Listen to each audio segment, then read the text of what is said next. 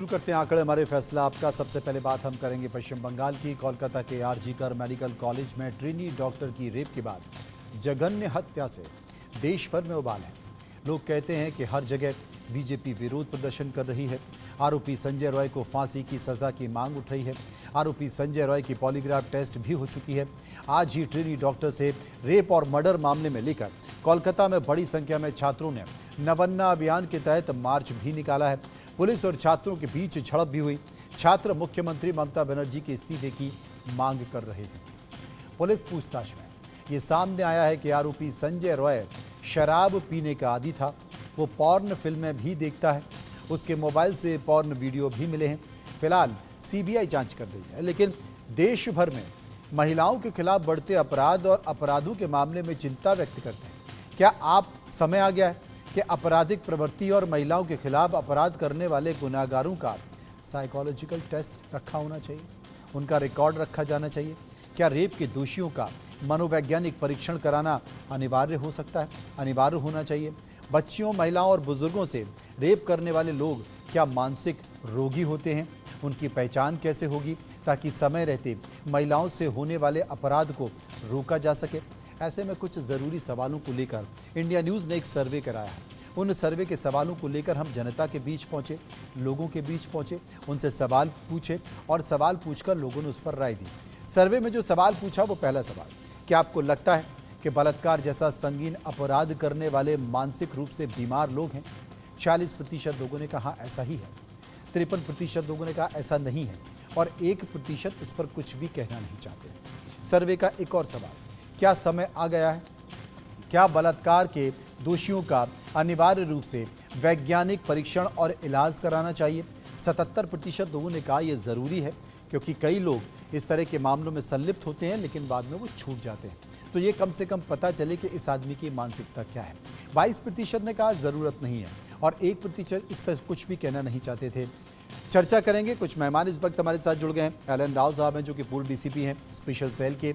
Doctor हेमिका Agarwal हैं, मनोचिकित्सक भी हैं। हेमिका जी से मैं बात करूंगा। हेमिका जी, क्या मानते हैं, क्या इस तरह के जो रोगी हैं इनका मानसिक परीक्षण होना चाहिए, ब्रेन मैपिंग होनी चाहिए, इनकी जांच कराई जानी चाहिए, पता कर जिससे चल सके कि आखिर कौन से कारण हैं जो समाज को दूषित कर रहे हैं, और अगर ऐसा हो जाए तो ऐसे लोगों को फिर चिन्हित भी करना चाहिए। कम से कम ये चिन्हित इसलिए करना चाहिए कि समाज ऐसे लोगों से अलर्ट रहे।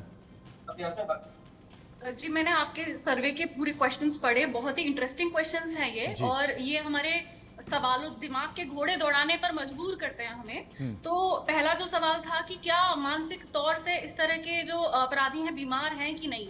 देखिए, मानसिक बीमारी की जो संभावना है वो बढ़ जाती है, लेकिन जैसे हम साइकोपैथिक टेंडेंसीज या क्रिमिनल टेंडेंसीज की बात करते हैं, तो जैसे technically anti social personality disorder कहते हैं, साइकोपैथ, वो अपने में अपने हर कर्म के लिए जिम्मेदार होता है।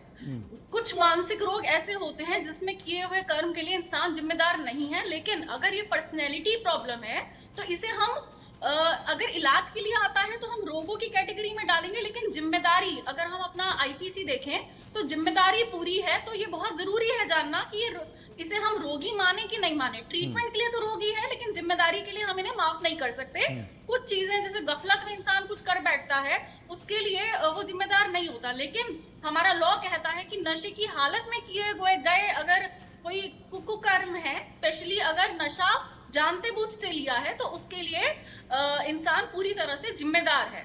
तो और हाँ, चेकअप की जो बात है, तो इन सारी चीजों के लिए चेकअप बहुत जरूरी है। चेकअप डिटेल्ड होना चाहिए। चेकअप सिर्फ क्रॉस सेक्शनल नहीं होना चाहिए कि उस वक्त का चेकअप में बचपन से, पैदाइश से लेकर तब तक की पूरी हिस्ट्री, व्यवहारिक हिस्ट्री, जो कि उसके परिजनों से, उसके आसपास के एनवायरनमेंट के लोगों से मिलती है हिस्ट्री, जैसे स्कूल, कॉलेज, पड़ोसी अड़ोसी, जहां जहां उसका इंटरेक्शन था, व्यवहारिक जो हिस्ट्री है वो सारी इंपॉर्टेंट है। और लास्ट में आता है क्रॉस सेक्शनल एग्जामिनेशन, क्योंकि क्रॉस सेक्शनल एग्जामिनेशन में हमें उस वक्त की मनोस्थिति पता चलती है, लेकिन मनोवैज्ञानिक और मनोचिकित्सक जो जांचे हैं उसमें पूरा लॉन्गिट्यूडिनल, बचपन से लेकर अब तक का सब कुछ इंपॉर्टेंट है। इंपॉर्टेंट ये इसलिए है क्योंकि आगे जाके पॉलिसी मेकिंग में हम रेड फ्लैग साइंस पहचानने सीखेंगे कि देखिए, बचपन से लेकर तब तक कोई भी इतना गंभीर या इतना विभत्स जब इंसिडेंट्स होता है तो सडनली नहीं होता, उसके जी। छोटे छोटे हिंट्स होते हैं पहले से, रेड फ्लैग्स जिसे कहते हैं। तो अगर हम वो रेड फ्लैग्स पहचानेंगे तो हम लोगों में अवेयरनेस फैलाएंगे, प्लस हम पॉलिसी मेकिंग में उन चीजों को इनकॉर्पोरेट करेंगे, तो हमारे लिए बेहतर होगा, प्रोडक्टिव होगा, इस तरह के सर्विस भी ज्यादा प्रोडक्टिव होंगे। एलन राव हमारे साथ जहां तक मौजूद हैं, पूर्व आईपीएस अधिकारी हैं। राव साहब, आप क्या मानते हैं, क्या इस तरह के अपराधियों का परीक्षण होना चाहिए, उनकी मानसिक स्थिति को समझा जाना चाहिए, उनकी ब्रेन मैपिंग होनी चाहिए और उसके बाद ऐसे लोगों का चिन्हित कर एक डेटा भी तैयार होना चाहिए? देखिए, ये हमारे कानून में ये है कि कोई भी आदमी इंसेन है अगर या कोई अनसाउंड माइंड है तो उसको किसी भी क्राइम से उसको थोड़ा सा रिलैक्सेशन मिलता है।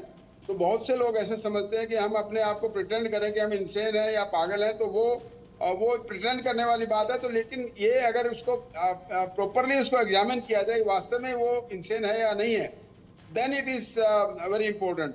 और इसके बाद ये आपने जो डेटा के बात की है, अगर वास्तव में कोई लोग ऐसे इंसेन है या कोई अनसाउंड माइंड है और जो ऐसे प्रोवर्ट है जो कि सेक्सुअल इंटरकोर्स करने के लिए बहुत ज्यादा कुछ उत्साहित रहते हैं, तो उनका डाटा डेफिनेटली करना चाहिए और डाटा को प्रिजर्व करके और जो अथॉरिटीज है उनको बताना चाहिए कि ये लोग हैं ऐसे जो कि ऐसे परवर्ट हैं, और उनके ऊपर फिर वो नजर रखी जा सके ताकि उन पे सर्विलेंस हो कि उनकी एक्टिविटीज क्या हो रही है, उनके ऊपर प्रॉपर चेक हो। उनके पेरेंट्स को बताएं, उनके घर वालों को बताएं या आसपास के लोगों को बताएं ये आदमी इस प्रवृत्ति का है, उस पर चेक रखना चाहिए ताकि ऐसे क्राइम करने से उस पर रोका जा सके।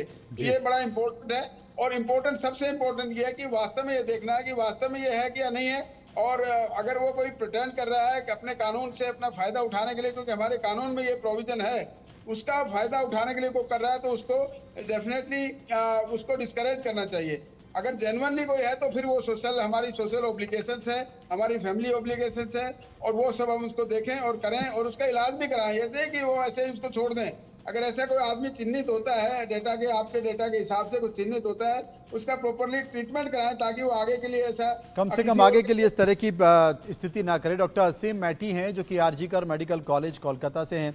मैठी साहब, आज बड़ा प्रदर्शन हुआ है कोलकाता में, छात्र संगठनों ने बड़ा प्रदर्शन किया है। पश्चिम बंगाल की मुख्यमंत्री ममता बनर्जी का इस्तीफा भी मांगा गया है। आपको लगता है वो इस्तीफा देंगे और आपके विरोध करने से इस्तीफा हो जाएगा? देखिए, मैं थोड़ा सा जो पहला जो दो वक्ता अभी बोला है उनका बात स्थापित किया, उनके धन्यवाद। वो एकदम साइको एनालिसिस करके बोला और एक तो लीगल एक्शन बोला। बट ये केस में जो हम थोड़ा बहुत डॉक्टर तरफ से बोला जी, ये जो रेप होता है एक तो होता है इंसिडेंटल एक्सीडेंटल, माने कोई under the action of the liquor और फुल ड्रंकन, और एक तो होता है जो साइकोसिस, वो अल्कोहल पीता था, क्रॉनिक अल्कोहलिक्स, उसका अगर कुछ साइकेट्रिक डिसऑर्डर लाइक जो जैसा बाइपोलर डिसऑर्डर बोलता है, इंपल्स बोलता है जिसको, जो under the action of liquor खाली नहीं है, मिडनाइट में कोई क्राइम करके आके सो जाएगा, उसको बाद में पता नहीं, इसका याद नहीं रहेगा जो इतना क्राइम किया है। तो संजय का जो केस है वो he is nothing but chronic alcoholics, he is addicted to alcohols. उसका 4 मैरिज हुआ था, सभी डिवोर्स हो गए, सब उसको छोड़ के चला गया ड्यू टू लाइफस्टाइल। लेकिन उसका अगेंस्ट में कोई सेक्सुअल बने जो है उसका कुछ कंप्लेन नहीं है। उसका हम लोग लोकल थाना एंड द टोटल पुलिस से हम लोग जो ये लिया है, उसका कोई अगेंस्ट में कुछ नहीं है। तो जो मेन है उनको पहला से स्थापित करने जा रहा था पुलिस, जो वो नेक्रोफिलिया किया, मैंने डेड बॉडी का और सेक्स किया, वो कोई साइकेट्रिक डिसऑर्डर पेशेंट कर रहा है। तो अभी जो उसको पहला जो पुलिस उसका बातचीत जो बोला है, जो उसका स्टेटमेंट दिया है, जो वो स्वीकार कर लिया, वो खुद ही रेप किया, खुद ही मर्डर किया। दैट वाज रॉन्ग, बिकॉज ये पॉलीपैथी में जो बोला है, जो वो पूरा टॉप टू बॉटम पूरा झूठ बोला, अभी तक भी सच नहीं बोला। तो ये उसका ये जानबूझ के ये सब किया है, ऐसा नहीं है। Under the action of the liquor he was brought to the spot after the rape being done. तो उसका सीन में लेके आने से पैनफुली जो ग्रुप ऑफ मिस्टेक्स वो करना चाहिए, वो किया है, जो उनका ऊपर आरोप कर देना। जो अभी हम बोले, ये जो अभी कलकत्ता में जो प्रोटेस्ट चल रहे हैं, हम लोग डॉक्टर लोग अभी लोग ज्वाइन नहीं किया है, ये एकदम नॉन पॉलिटिकल था। इसका ऊपर पुलिस जो जितना हमला किया, और जैसे हम लोग का प्रोटेक्शन, एक तो डॉक्टर हॉस्पिटल का प्रोटेक्शन नहीं जो दे पाया जो पुलिस, तो इसका मामला में नहीं है। इससे पहले कामदूनी और बहुत सारा यहाँ रेप मर्डर केस हुआ जिसमें Mamata Banerjee failed to give protections and failed to prove the proper miscreants, वो लोग का पनिशमेंट भी नहीं दिया, तो law and order has been totally destroyed in Calcutta. तो अभी जो पुलिस कमिश्नर विनीत गोयल जो प्रेजेंट था उस दिन, टोटल ये को डिस्ट्रॉय कर दिया, माने विटनेस एंड डाटास को टोटली। आप सही कह रहे हैं कि काफी सारे जो जितने भी जो सबूत थे उनको डिस्ट्रॉय करने की कोशिश की गई, लेकिन वो तमाम तरह के सवाल खुद ही उठाने लगे। सर्वे के और भी सवाल हमने पूछे हैं। एक और सवाल कि क्या समय आ गया है कि भारत में बलात्कार जैसे संगीन अपराधों के गुनहगारों का मनोवैज्ञानिक रिकॉर्ड तैयार किया जाए? 79% लोगों ने कहा हाँ, 19% लोगों ने कहा हाँ ना, और 2% लोग कुछ भी कहना नहीं चाहते। सर्वे का एक और सवाल, क्या भारत को यौन उत्पीड़कों के इरादों को समझने के लिए विदेशी विशेषज्ञों और FBI के साथ काम कर चुके लोगों को शामिल करना चाहिए? 64% का कहना था हाँ, 31% का कहना था ना, और 5% कुछ भी इस पर कहना नहीं चाहते थे। हमारे साथ डॉक्टर मनोवैज्ञानिक जुड़ी हुई हैं, उन्हीं के पास चलते हैं। डॉक्टर हेमिका जी, ये तो एक घटना है, लेकिन ऐसी तमाम घटना बच्चों में भी हो रही है। हमने अभी कुछ दिनों पहले आपने पढ़ा होगा समाचारों में कि 2 दोस्त थे, उन्होंने कोई पॉर्न वीडियो देखा और क्यूरियोसिटी उनके दिमाग में हुई, वो अपने साथ पढ़ने वाली लड़की को ले गए, वहाँ पर उसके साथ रेप हुआ। बाद में वो डर गए कि ये किसी को बता देगी, तो उन्होंने मार दिया, उसको नदी में फेंक दिया। तो ये बड़ों के साथ नहीं, ये बच्चों के साथ भी होगा। और मैं जो समझ रहा हूँ कि इन सब के मूल में अगर कोई है, ऐसा नहीं है कि रेप और बलात्कार अभी ही ज़्यादा हो रहे हैं, वो दशकों पहले भी होते थे, लेकिन इतनी संख्या नहीं होती थी। हमारे समाज की परिकल्पना, हमारे समाज की व्यवस्था ऐसी थी, थोड़ा संस्कारों का एक मैटर था। जॉइंट फैमिलीज रहती थी, घर में बहुत सारे लोग होते थे, तो कम से कम एक डर भय बना हुआ था।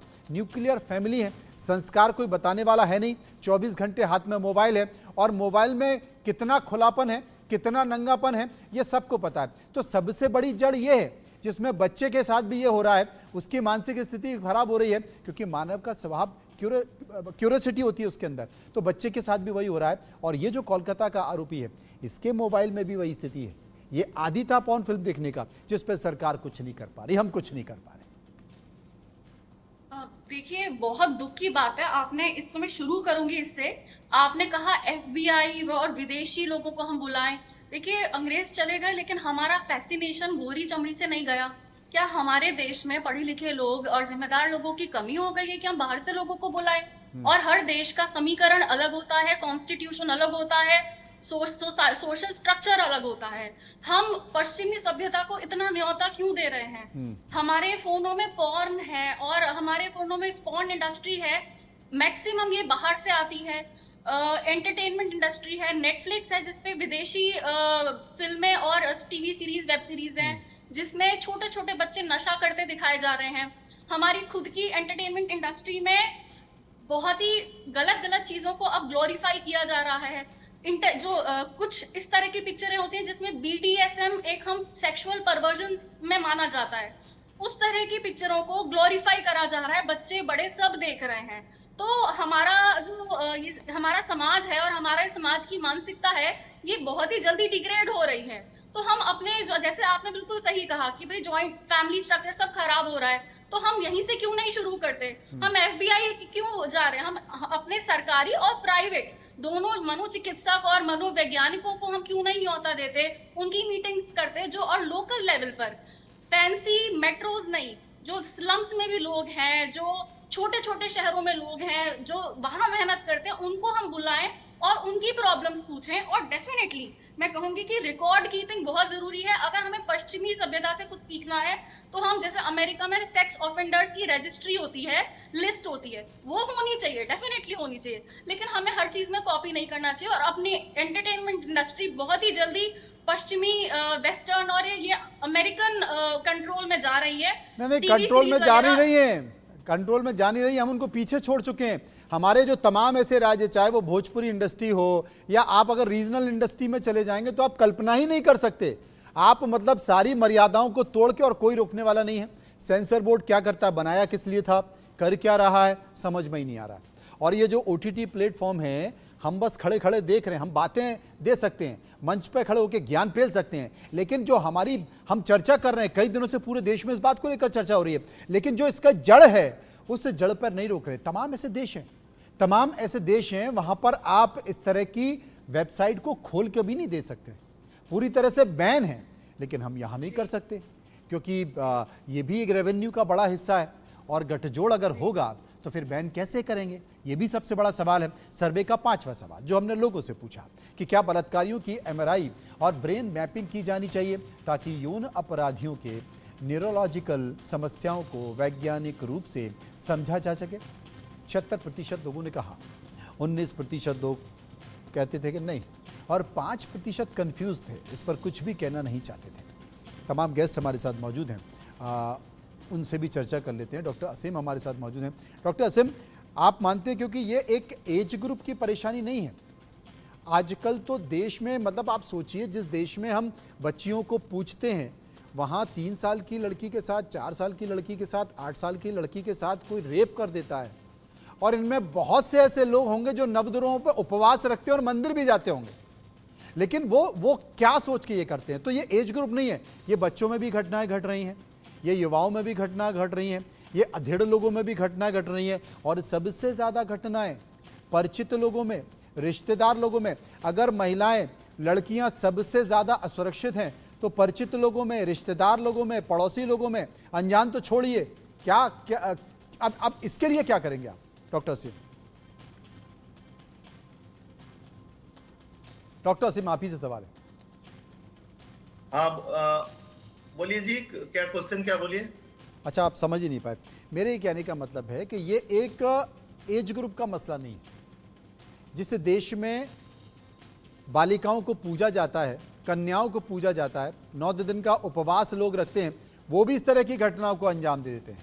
तो ये चाहे बच्चे हों, युवा हों या फिर अधेड़ उम्र के लोग हों, ये सभी में चीज़ें देखी जा रही हैं। और अगर बच्चियां और महिलाएं सबसे ज़्यादा असुरक्षित हैं तो वो अपने पड़ोस में, अपने परिचित के लोगों में, रिश्तेदारों में है। इस तरह का NCRB का डेटा आप उठा लीजिए, भरा पड़ा, यही सबसे बड़ी समस्या है। अब क्या करेंगे आप, कैसे चिन्हित करेंगे? देखिए ये जो हो रहा है, ये हम लोग का जो सोशल जो सिस्टम है, एजुकेशन है, हम लोग का जो कल्चर है, ये कल्चर में, इंडियन कल्चर में ऐसा कभी नहीं था। पर लास्ट फ्यू ईयर जो हो रहा है, दीज आर कॉल्ड सेक्सुअल परवर्सन। देखिए हम लोग का यहाँ जो क्लोज रिलेशन में बच्ची को, जो छोटा बच्ची को, मासूम बच्चे को, 3 साल 5 साल बच्चे को रेप कर दे रहा है। और जो स्कूल में हम लोग का यहाँ बहुत मोलेस्टेशन हुआ, इधर हम लोग का बहुत बड़ा स्कूल में, इंग्लिश मीडियम स्कूल में जो 4th क्लास स्टाफ है, वो जो GDA है, वो लोग बलात्कार कर दिया, छोटा बच्चा से सेक्स किया। These are the mentally abnormal and sexually perverted. और कुछ है जो अपॉर्चुनिस्टिक है, जे उसका जो छोटा बच्चा वो कुछ प्रोटेस्ट नहीं करेगा, कुछ भी नहीं करेगा।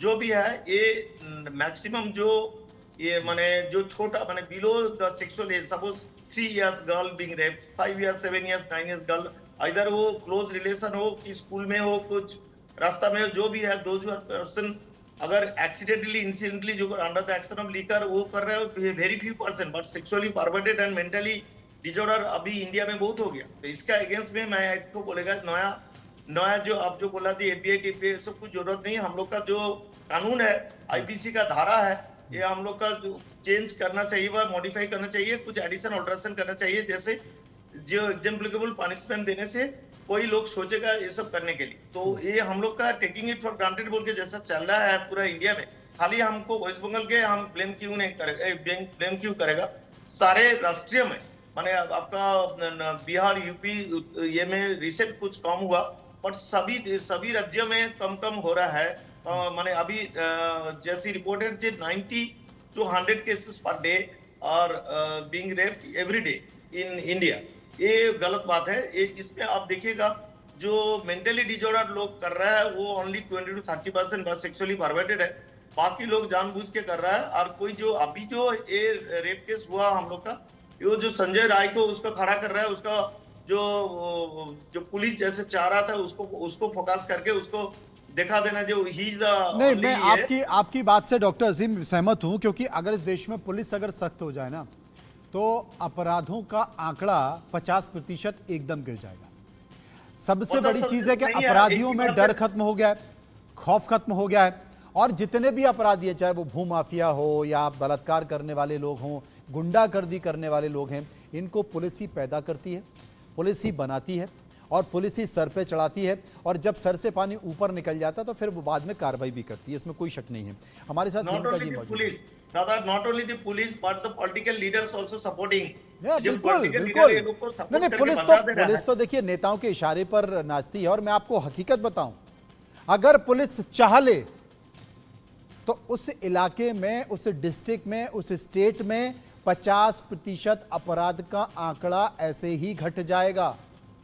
अगर डर और खौफ पुलिस का हो तो अपराध हो नहीं सकते, क्योंकि उनको एकदम सही पता बात है है, एकदम कि सही सीधे बोला। गोली पड़ेगी, एनकाउंटर होगा, कोई अपराध नहीं Yes. करेगा। लेकिन अपराधियों के साथ अगर संगठन जुड़ जाएगा, गठजोड़ हो जाएगा, तो अपराध होंगे और यही अपराध का सबसे बड़ा कारण है। हेमका जी, संक्षेप में बता दीजिए कि करना क्या क्या चाहिए, इसे रोकने के लिए सरकार को क्या करना चाहिए, समाज को क्या करना चाहिए?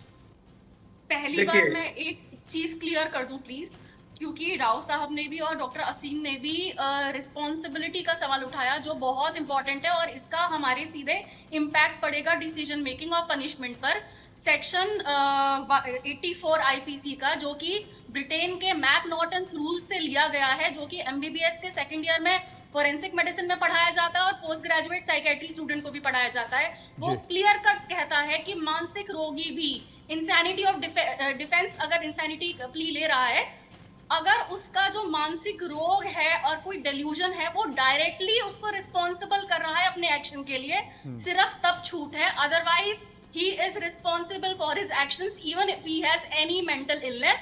Mental illness में भी direct relationship of that symptom दिखाना पड़ेगा कि उसमें वो innocent है। तो इतना आसान नहीं है इंसैनिटी डिफेंस लेना। और लिकर की जो प्रेजेंस की बात करी, मैं दोबारा कहूंगी, अगर लिकर होश में लिया है तो उसके बाद मदहोश होके कुछ भी किया हो, सेक्शन 85 आईपीसी, जो कि अब बदल गए नाम, बट आईपीसी 85 लिकर के बारे में भी कहती है कि अल्कोहल के इन्फ्लुएंस में अपने होश में लिए हुए अल्कोहल, अपनी तमाम सारी चीजें, लेकिन उसके बावजूद भी समय का अभाव है।